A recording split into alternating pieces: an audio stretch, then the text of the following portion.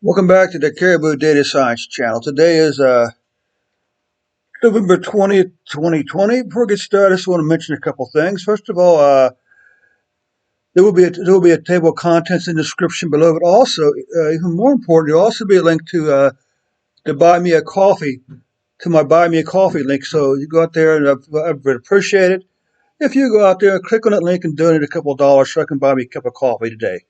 All right? Okay, let's get back on with the show. Now we're going to start off with the U.S., and then we're going to do Pennsylvania.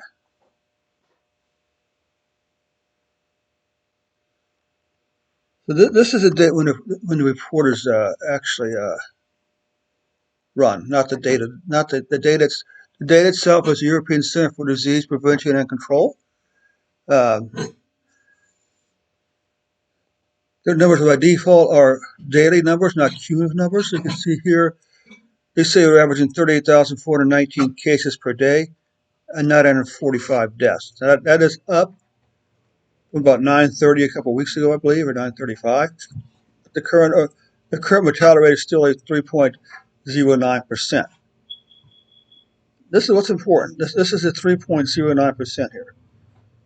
Even with the spikes back down here, we still have a low mortality rate, which is still interesting. Let's take a look at cases now. This is no surprise. This does appear to be a much steeper climb than this one. Well, maybe not. Look at these two here. They appear to be running pretty much in parallel. I'm not sure if that actually means anything or not, but there it is. The gray line here is a 17 to 21 incubation period between infection and death. This number comes from from Washington University's Institute of Health Metrics and Evaluation website.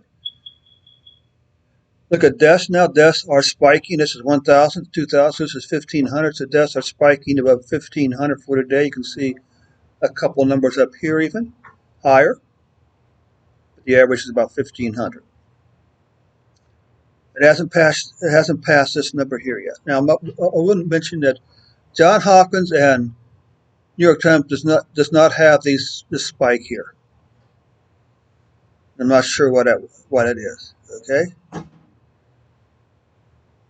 So anyway, this is the next benchmark here. If we pass the high of our lowest curve, the high of the maximum of our fitted curve here. Okay. We zoom in here on cases. Zoom in on deaths. You can see that the actual fact it's above 1,500. The average is above 1,500. This is 1,750 probably. No, yeah, 1750. So the number is somewhere between 1,500 deaths for that day and 1,750, plus a couple up here.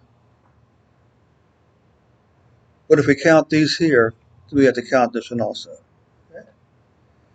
Take a look at weekly cases. You can see, cases have never been really good since about July. Now we have a huge spike in cases these last 2 weeks here. Okay, actually the last 4 weeks. Broke above this number here. Deaths, 2 weeks including this week, are seeing a spike in deaths above the average, which is also above these numbers here. So this isn't good. We'll just have to see what happens later on. Cases by week or by month. You can see the cases already passed everything else before it. And now with another week to go? 7, 8, 9, another 9 days to go. Deaths will certainly pass these deaths here, but hopefully not this one here. But the deaths are still relatively low compared to April and May, all right? So that takes care of U.S. for today. Let's come back over here now.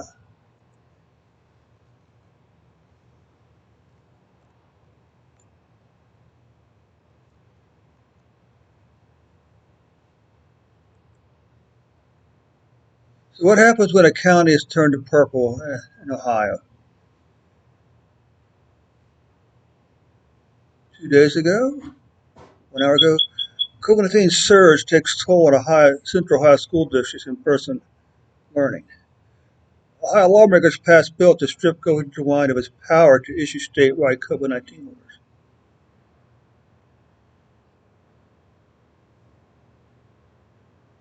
Huh. That's interesting. Our state is on fire. Okay, we'll take a look here. This is, are you saying both? See, Ohio lawmakers on Thursday sent Governor Mike DeWine a bill that would strip his administration of the authority to issue statewide COVID-19, even though the governor sent a measure with a disaster and a vow to veto it. Okay, okay, that sounds like fun. Let's come back up here and run the numbers for Ohio.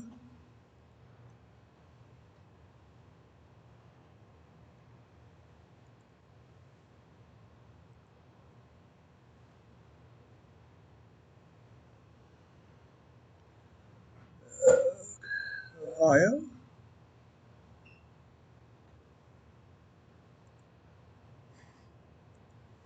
Okay. Index HTML. I'm not sure why that wasn't there before.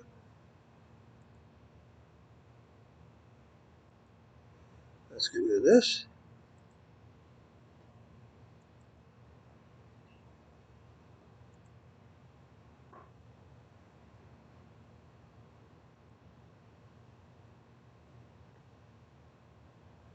Okay.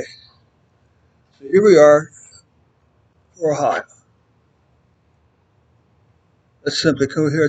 Let's load our libraries. Load some data.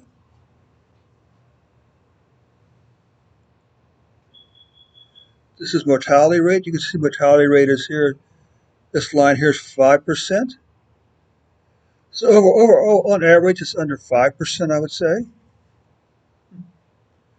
Let's take a look at cumulative numbers now. So these aren't cumulative, these are daily. This is no surprise. Cases are spiking nationwide. Even in cases where there's a lockdown, it's still nationwide. You can see that cases have climbed above the average here, but haven't caught these numbers here or here yet for deaths. Let's take a look at weekly and monthly deaths now.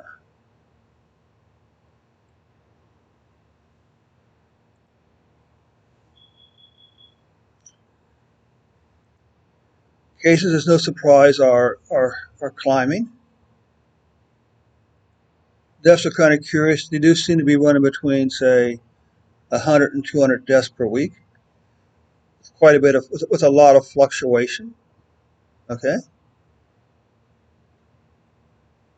Take a look at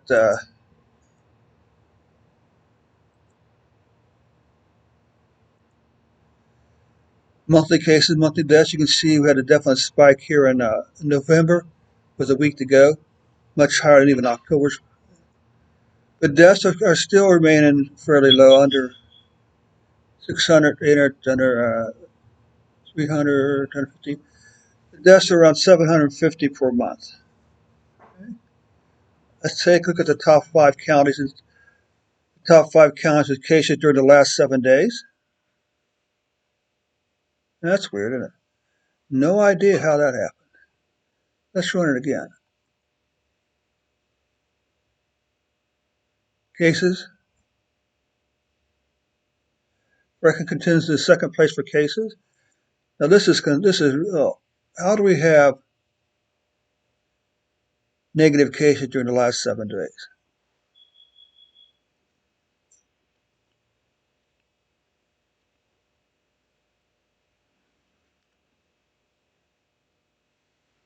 Okay,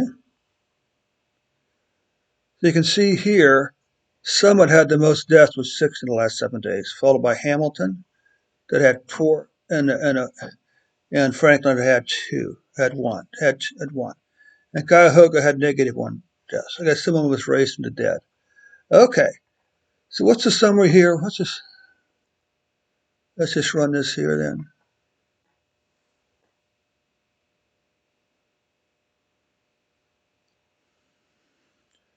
Okay, 1,280 cases cases per day, 23 deaths, mortality rate of 0.3%, 3.29%. Okay, not good, not good. So overall,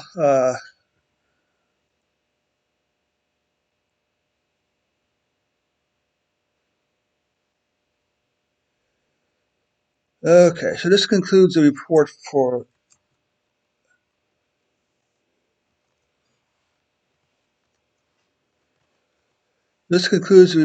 the U.S. and for the state of Ohio. We'll be back in a couple minutes with some additional reports.